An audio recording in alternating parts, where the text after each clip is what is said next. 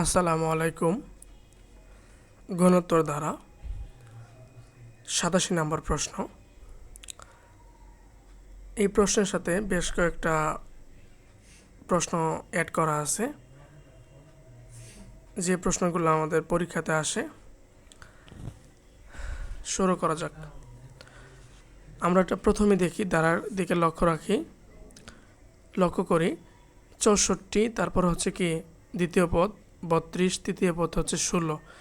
তাহলে এদের পার্থক্য সমান না, তাহলে এটির একটি গুণোত্তর ধারা। এই গুণোত্তর ধারার প্রথম পদ এই কল হচ্ছে ৬৪ এবং সাধারণ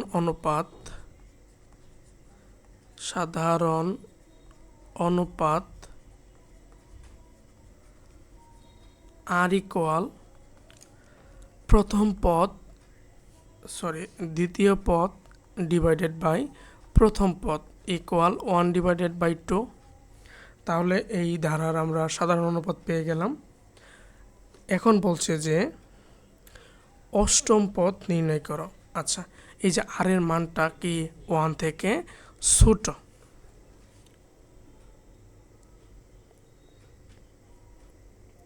তাহলে আমরা জানি n-তম পদ ইকুয়াল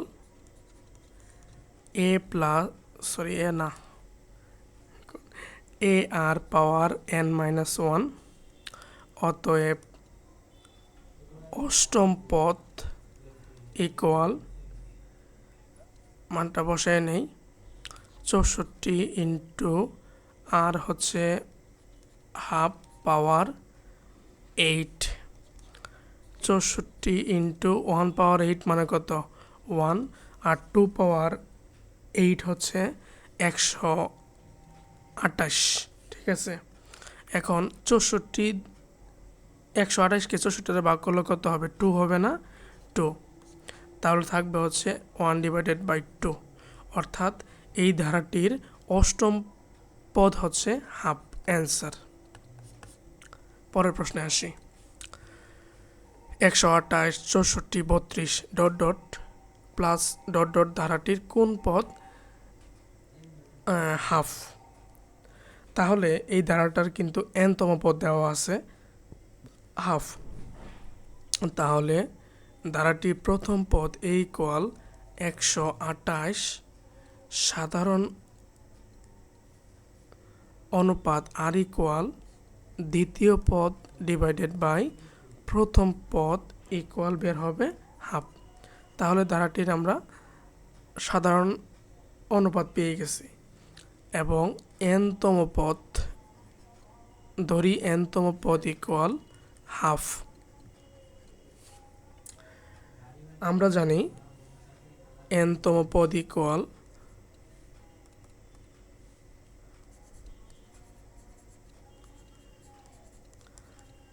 আর পাওয়ার n-1। শর্ত মতে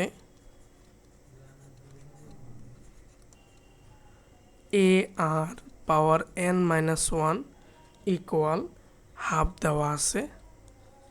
আমরা মানটা বসাই, ১২৮ ইন্টু হাফ পাওয়ার n-1 ইকুয়াল হাফ। আচ্ছা, এখন আমরা একটু লক্ষ্য করি বামে ১২৮ এখানে গুণ অবস্থায় আছে, ডান পাশে গিয়ে হবে ভাগ অবস্থায়। তাহলে হাফ পাওয়ার n-1 ইকুয়াল 1/2। তাহলে ১২৮ আর 2 গুণ করলে হবে 1/256। ঠিক আছে, ইকুয়াল। এখন আমরা বামে দেখি যে এটার ভিত্তি আছে, হাফ আছে। তাহলে এটা আমরা লিখতে পারবো 1/2 পাওয়ার 8। 2 পাওয়ার 8 সমান হচ্ছে কি 256। পাওয়ার এই যে 8 দিয়ে দিলাম, কোনো সমস্যা আছে না, কারণ ভিত্তি সমান হলে পাওয়ারও সমান হবে। তাহলে n-1 ইকুয়াল 8, অতএব n ইকুয়াল হচ্ছে 9। এই ধারাটির নবম পদ হচ্ছে হাফ। আশা করি ক্লিয়ার। পরের প্রশ্নে আসি। সেম প্রশ্ন বলছে যে 1/√2 -1 প্লাস √2 মাইনাস ডট ডট ধারাটির কোন পদ 8√2। আচ্ছা,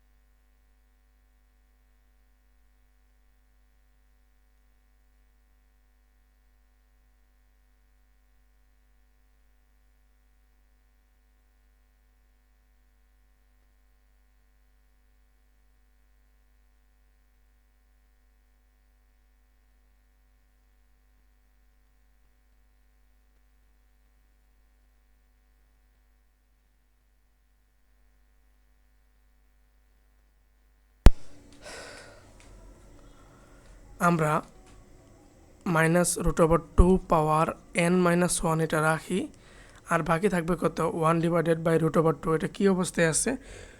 ভাগ অবস্থায় আছে, তাহলে ডান পাশে গিয়ে কোন অবস্থায় হলে 8√2 ইন্টু √2।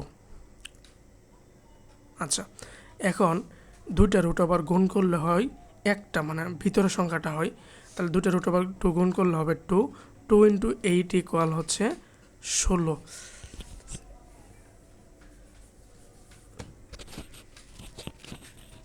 আমরা এই হিসাবটা একটু ভালো করে খেয়াল করি। 16 বা -√2 পাওয়ার n-1 ইকুয়াল হচ্ছে 16। তাহলে এই পাশের ভিত্তিটা হচ্ছে -√2। তাহলে আমাদের টার্গেট রাখতে হবে যে ডান পাশের এই যে ভিত্তিটা, এটাও √2 নিয়ে আসতে হবে। আচ্ছা, এখন আমরা যদি লিখি যে √2 পাওয়ার 2 দিলে কত হবে? 2 থাকবে। এখন আমাদের দরকার হইতেছে কি মাইনাস দরকার, ঠিক আছে? আমরা যদি লিখি যে -√2 পাওয়ার 8 দেই, 8 যদি দেই, আমি আবারও বলতেছি এটা কীভাবে নিয়ে আসলাম।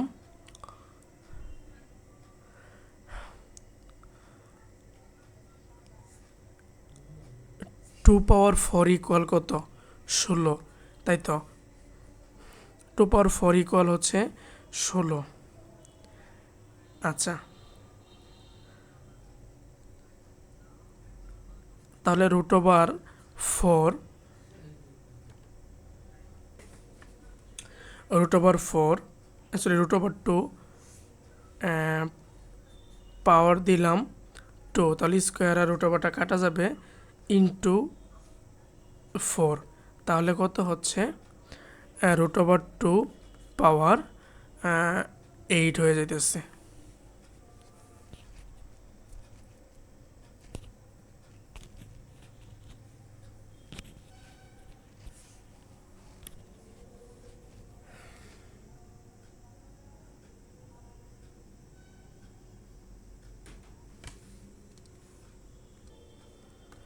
আচ্ছা, তাহলে আমরা লিখতে পারবো যে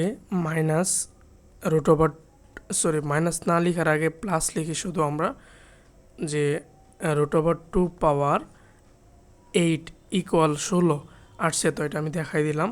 এখন আমি আবার বলি যে বাম পাশে কিন্তু আমাদের মাইনাস আছে, তাহলে এই পাশে যদি আমরা মাইনাস দিই ক্ষতি নাই। কেন? এই যে পাওয়ার 8 আছে, মানে কি জোড় সংখ্যা আছে, আর জোড় সংখ্যা হলে কি মাইনাস প্লাস হয়ে যাবে, ঠিক আছে? কিন্তু আমাদের ভিত্তি মিলানোর জন্য আমরা মাইনাসটা লিখলাম। তাহলে যেহেতু ভিত্তি সমান তাহলে পাওয়ারটাও সমান হবে, বা n-1 ইকুয়াল হচ্ছে 8, অতএব n ইকুয়াল হচ্ছে 9 অ্যান্সার। তাহলে এই ধারাটির নবম পদ হচ্ছে 8√2। পরের প্রশ্নে আসি। log2 plus log4 plus log8 plus dot dot ধারাটির প্রথম 10টি পদের সমষ্টি নির্ণয় করতে হবে আমাদের। এই প্রশ্নটার একটা ঝামেলা হলো log2 আছে, log4 আছে, log8 আছে, আমরা এটার ভিত্তিটা ধরতে পারতেছি না।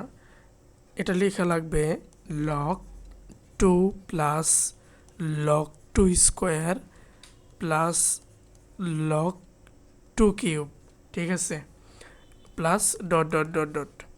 এখন log2 প্লাস এই যে স্কোয়ার আছে না, এটা সামনে চলে আসবে, 2 log2 প্লাস এই যে কিউব আছে এটা সামনে আসলে হবে 3 log2 প্লাস ডট ডট। এটা কিভাবে আসছে? এটা হচ্ছে log এ পাওয়ার m হলে m log এ হবে, ঠিক আছে, বা আমরা এটাও আছে সূত্র যে log এ পাওয়ার m পাওয়ার r হলে m log এ পাওয়ার m হবে, ঠিক আছে। তাহলে এই নিয়ম দিয়ে আমরা সামনে নিয়ে আসতে পারছি। এখন আমরা দেখি প্রথম পদ, দ্বিতীয় পদ, তৃতীয় পদ, মানে এখানে ভিত্তিটা কি হয়ে গেছে? ভিত্তি হচ্ছে log2 log2 ওকে, যেখানে প্রথম পদ a ইকুয়াল log2 এবং আমরা দেখি এইখানে পার্থক্য কত করে। এইখানে log2 দ্বিতীয় পদ, তাহলে 2 থেকে একবার দিলে কত? 1, 3 থেকে একবার দিলে হচ্ছে কিন্তু 1। এটা কিন্তু আর মানে গুণোত্তর ধারা না, এটা হচ্ছে কি সমান্তর ধারা। আমরা যদি গুণোত্তর ধারা করি এটা ভুল হয়ে যাবে। তাহলে এটা সাধারণ অন্তর d equal 2 log2 minus log2 equal কী বের হবে? শুধু log2। এই ধারার প্রথম পদ পেয়ে গেলাম, সাধারণ অন্তর পেয়ে গেলাম। এখন বলছে যে ধারার 10টি পদের সমষ্টি, তাহলে n ইকুয়াল 10। আমরা জানি nতম পদের সমষ্টি equal n divided by 2, 2a plus n minus 1 into d। তাহলে 10কে 2 দ্বারা ভাগ করলে সরাসরি হবে 5, 2 ইন্টু a, এর মান হইতেছে 2 log2 প্লাস এটা 10 থেকে 9 বাদ দিলে হচ্ছে 9 log2। এখন দেখি 5 ইন্টু 2 log2 আর 9 log2 যোগ করলে কত হবে? 11 log2। তাহলে 11 log2 ইকুয়াল, তাহলে 5 দিয়ে 11 log2 গুণ করলে কি হবে? 55 log2 অ্যান্সার। আশা করি ক্লিয়ার। পর আরেকটা প্রশ্ন আছে, দেখি 5 নম্বর প্রশ্ন। 2 + 4 + 8 + 16 ধারাটির n সংখ্যক পদের সমষ্টি 254 হলে n এর মান কত? আমরা প্রথমেই লক্ষ্য করি যে ধারাটি গুণোত্তর না কি সমান্তর। 2 4 বাড়তেছে, 4 8 বাড়তেছে, এটা হচ্ছে কি গুণোত্তর ধারা। এই ধারার প্রথম পদ a = এবং সাধারণ অনুপাত r ইকুয়াল 4/2 ইকুয়াল হচ্ছে 2। এখন আমি দেখি যে এই যে r এর মান এটা কি 1 থেকে বড়, আর আমাদের কিন্তু বলছে যে সমষ্টি, তাহলে এই r বড় হলে nতম পদের সমষ্টি হচ্ছে a into r power n - 1 divided by r - 1। Okay, এইখানে পদ সংখ্যা সমান n, তাহলে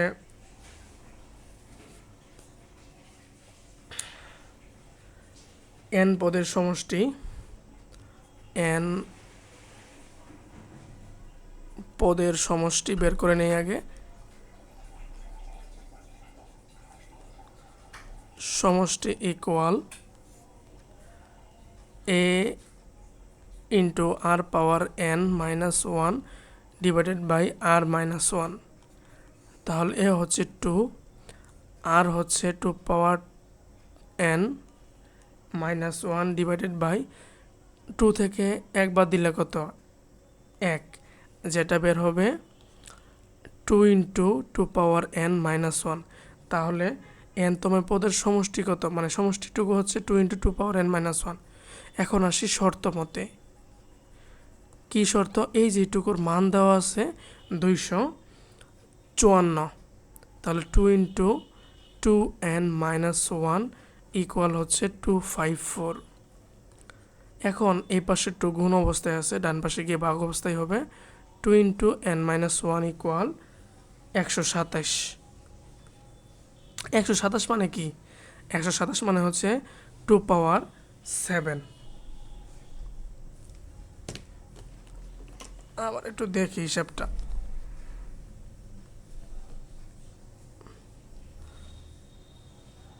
দুইশো চুয়ান্ন ভাগ 2, ঠিক আছে।